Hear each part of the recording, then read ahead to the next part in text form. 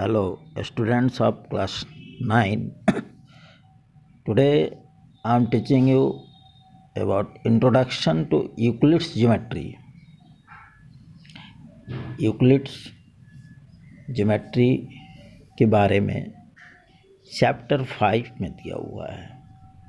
आप लोग NCERT या कोई भी बुक उठा के देखिएगा, उसमें मिलेगा। तो यहाँ मेरा सबसे पहला क्वेश्चन है ये कि what do you mean by axioms and postulates. Axioms और पोस्टुलेट्स का मतलब क्या हुआ। देखिए, एक्सियोम्स या पोस्टुलेट्स ये माने गए कुछ निश्चित गुण हैं जिसको यूक्लिड ने अलग अलग दो रूपों में व्यक्त किया। एक्सियोम्स किसको बोलते हैं? Those assumptions that are used throughout mathematics but specifically not linked to geometry are called axioms। कह रहा है कि वो माने गए तथ्य जो गणित में तो पूरा हर जगह यूज किए जाते हैं, लेकिन उनका ज्योमेट्री से कोई विशेष संपर्क नहीं है। तो ऐसे एजम्पशंस को एक्सियोम्स कहते हैं। Those assumptions that are used throughout mathematics but specifically not linked to geometry are called axioms. और दूसरा क्या दिया है? पोस्टुलेट्स। तो those assumptions that are specific to geometry are called postulates। तो वे माने गए सत्य, सर्वाधिक सत्य बातें जिनका संबंध खास करके ज्योमेट्री से हो तो उसको पोस्टुलेट्स कहते हैं। यहाँ एजम्पशन जो शब्द दिया गया है इसका मतलब क्या होता है? Here the word assumptions means universal truth, यानी सर्वाधिक सत्य बात है, लेकिन उसको कोई प्रमाणित नहीं कर सकते हैं, लेकिन वो बात सर्वाधिक सत्य बात है, तो उसको assumptions कहते हैं। तो मुझे उम्मीद है कि आप लोग इस दोनों बातों को अलग अलग समझ लीजिएगा। एक बार मैं पुनः दोहरा देता हूँ कि यूक्लिड ने कुछ विशेष प्रॉपर्टीज को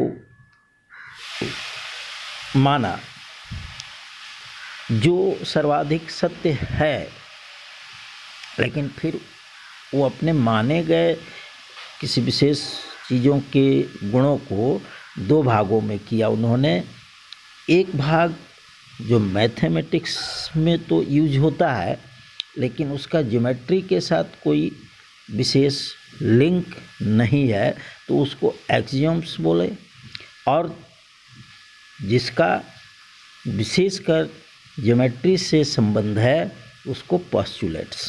क्लियर? अब आगे है कि राइट सम यूक्लिड्स एक्सियोम्स।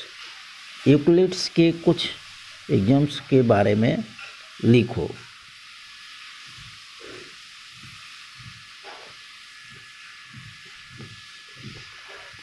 यूक्लिड्स एक्सियोम्स पहला क्या है? Things which are equal to the same things. कोई भी चीज एक समान दो कोई चीज हो उसके बराबर हो। अगर things which are equal to the same thing are equal to one another। मान लो थोड़ी देर के लिए कि राम और श्याम दोनों की लंबाई बराबर है, और फिर श्याम और मोहन की लंबाई भी आपस में बराबर है। तो फिर जब राम और मोहन की लंबाई को मापा जाएगा तो क्या होगा, वो अभी बराबर होगा। तो things which are equal to the same things are equal to one another. दूसरा है if equals are added to equals the whole are equal. कह रहा है कि समान दो चीज़ है और दोनों में ही अगर हम समान चीज़ और जोड़ें तो वो हमेशा समान रहेगा।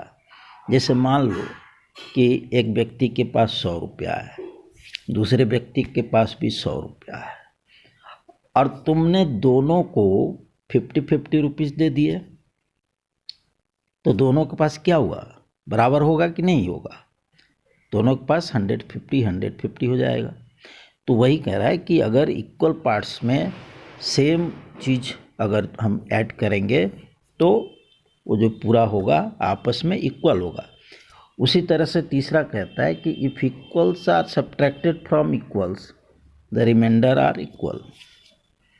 और समान राशि में से या समान चीज़ में से बराबर मात्रा में अगर कम कर लिया जाएगा तो जो बचेगा वो भी इक्वल होगा।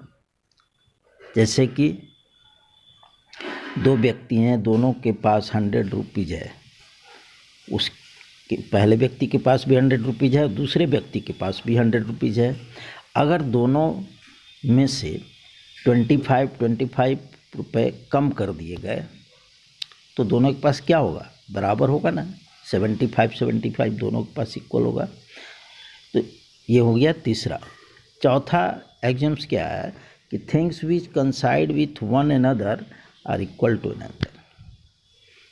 जैसे पहले वाला में दिए थे उदाहरण जो सेम उसी तरह से है कि कोई भी चीज़ अगर एक दूसरे से मेल खाता है तो उस समान के हर चीज़ के साथ वो एक दूसरे से मेल खाएगा।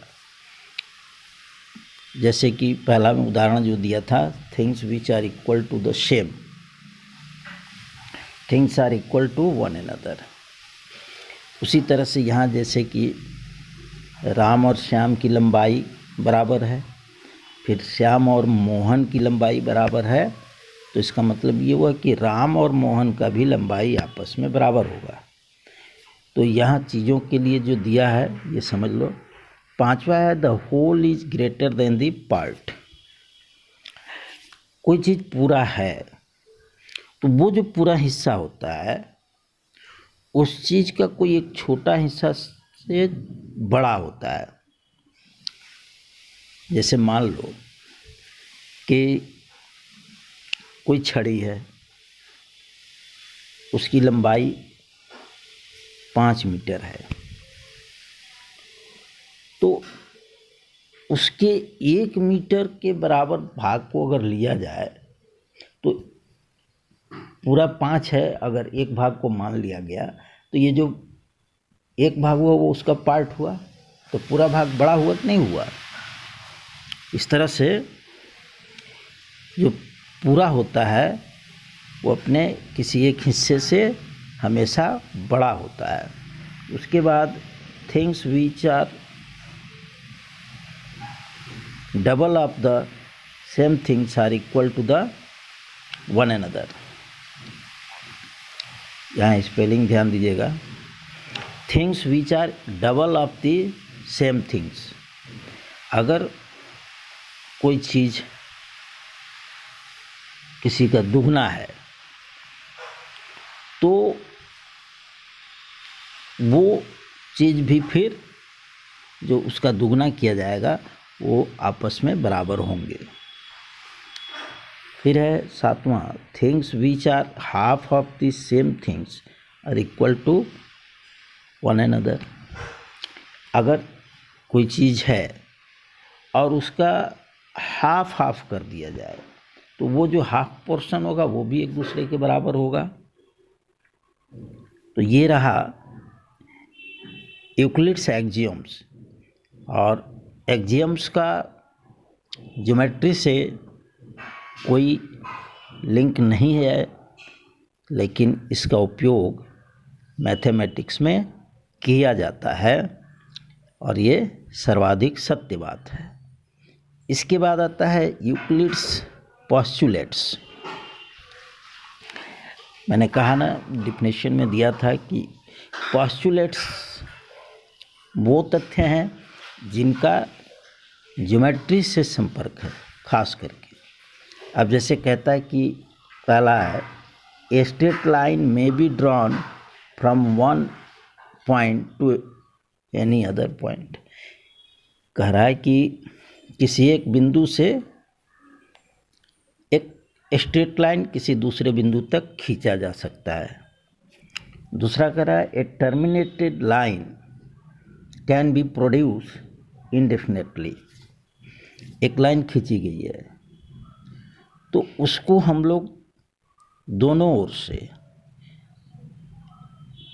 अनंत तक बढ़ा सकते हैं। तीसरा कहता है कि circle can be drawn with any centre and any radius. कह रहा भी कि कोई भी रेडियस लेकर के और कोई भी केंद्र को लेकर के हम लोग सर्कल बना सकते हैं, ड्रॉ कर सकते हैं।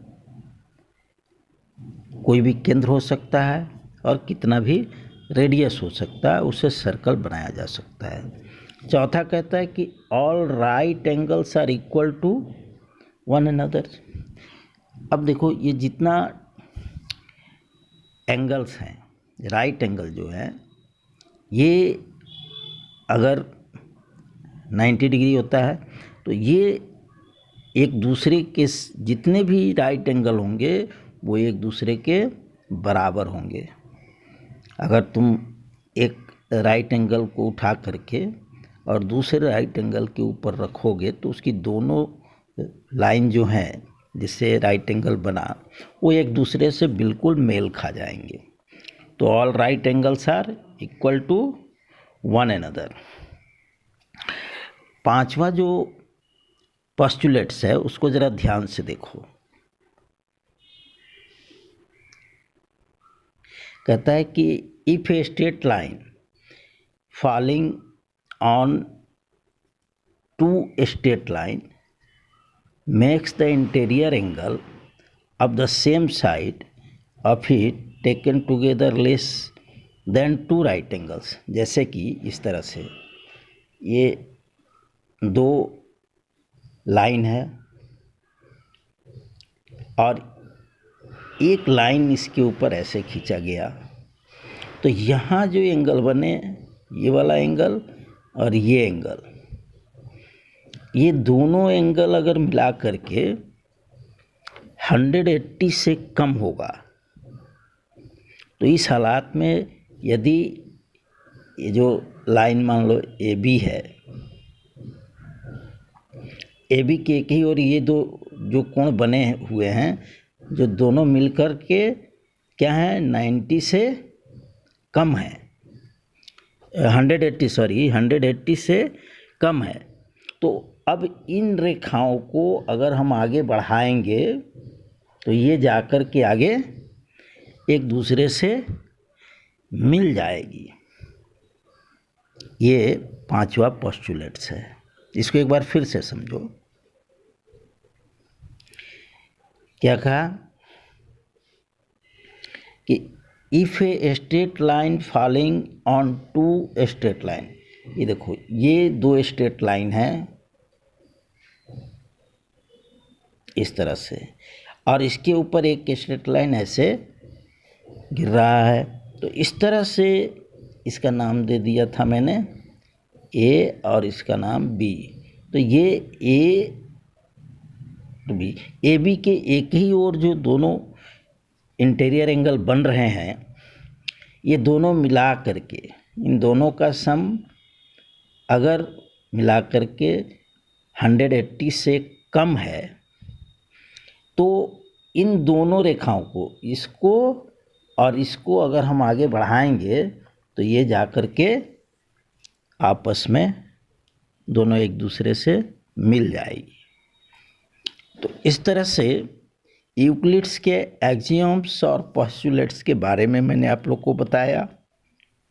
इस चैप्टर में कोई ख़ास चीज़ नहीं है, ये दो चीज़ें हैं, यूक्लिड्स एक्सियोम्स और यूक्लिड्स पोस्टुलेट्स। इसको पढ़ लीजिएगा, समझ लीजिएगा, और आपकी किताब में भी एनसीईआरटी के पेज 88 पर दिया हुआ है, उसको ज़रा पढ़ लीजिएगा, समझ लीजिएगा।